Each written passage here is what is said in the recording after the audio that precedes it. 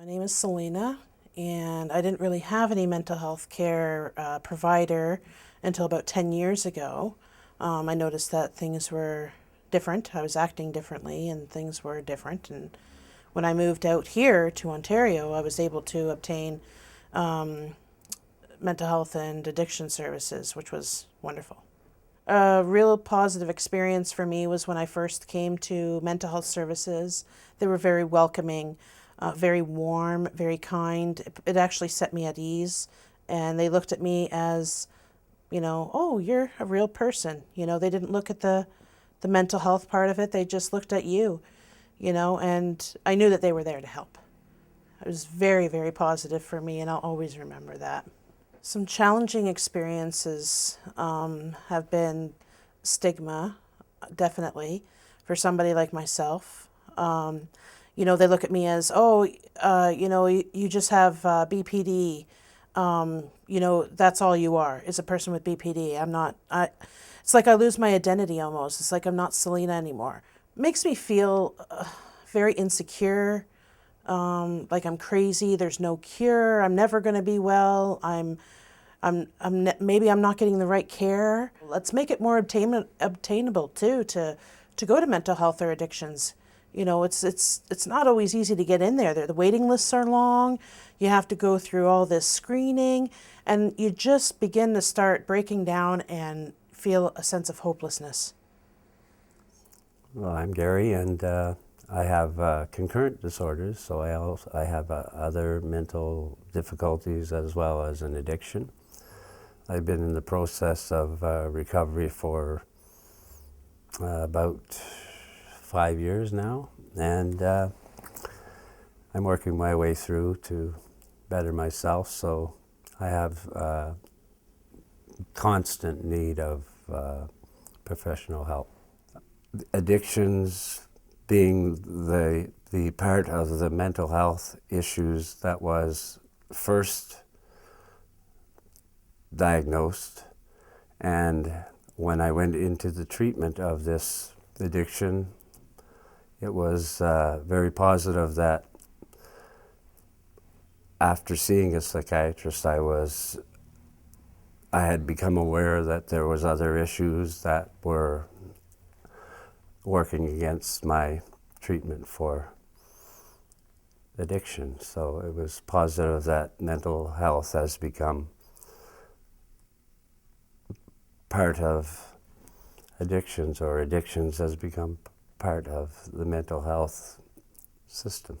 Because it was he works as a contractor to an agency, and I was no longer using any other service with the agency. I was no longer eligible to see this particular doctor, and so I had to try to obtain another psychiatrist on my own from that point on, which I thought was a little bit difficult because of it's very sensitive, the relationship between the doctor, and once you have one, I think it has to be probably more carefully maintained, because I ended up without one, where I'm having to start over in the middle of a treatment thing that is a number of years, maybe forever.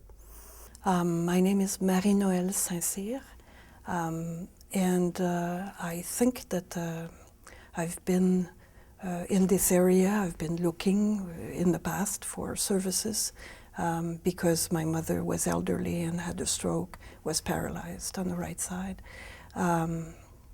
And also in my capacity as a high school principal, when my students are feeling under the weather in terms of mood swings and depression, anxiety, and even suicidal thoughts.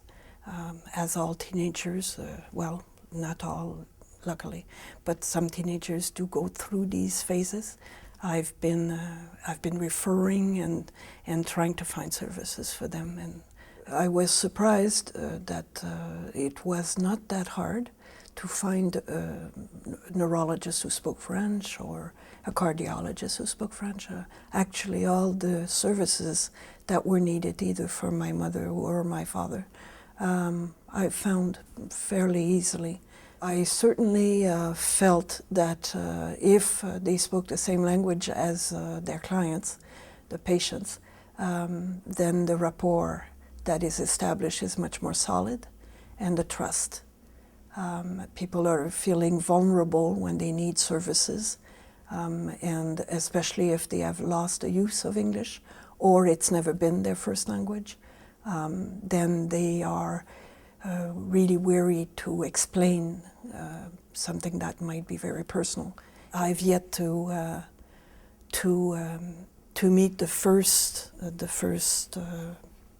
responder if you go to emergency that speaks French.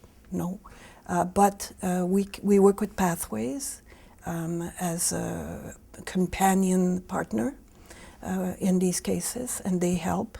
We also have a social worker that is assigned to our board for our area, so that goes from Brockville to Trenton, including Kingston, of course. And she helps because she has contacts in the community. And now there is a service in French at Hôtel Dieu with a psychiatrist, a psychologist. So things are kind of moving. It's not, I mean, one psychiatrist who speaks French, who is bilingual, is not many, but it's better than we had in the past. I think I could add that it's reassuring that we're talking about it. I've been here for more than 30 years in Kingston, and we have been working. We've known the need. A lot of us have piloted one way or another with our own loved ones or even ourselves. And now we are hopeful. We feel that there's a change in the air and that things will become more organically bilingual in this area, and that we will not feel that we must translate feelings at the oddest times anymore. We'll be able to talk directly to people and hear answers in French. My name is David Jock. I am coming into the urban setting as a practitioner and also as a doctorate in holistic medicine and natural medicine and all that it brings any client or clientele. My main clientele consists of impoverished people and populace as well as homeless. So you see my frontline work is very critical and very vital to the survival of the people of the street, especially the indigenous populace, which is downtown well over 25% at this time. We have also created necessary what we call indigenous health programming, which will bring them from the street to a safe environmental circle. And there they will ground and they will feel more comfortable and start building trust and rapport as frontline primary service workers. I guess what I liked about it is that I went beyond the forefront of service. I was able to have human intervention with them, non-judgmental for frontline service primary care. I was able to have intervention wherever they are, if that be in the parks, if that be down by the waters, whether that be downtown Queen or Princess. I'm able to meet them on common ground.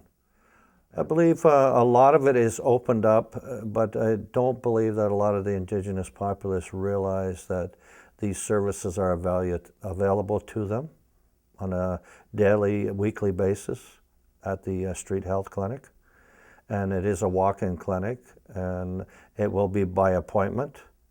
And there are people on board that will see them on request.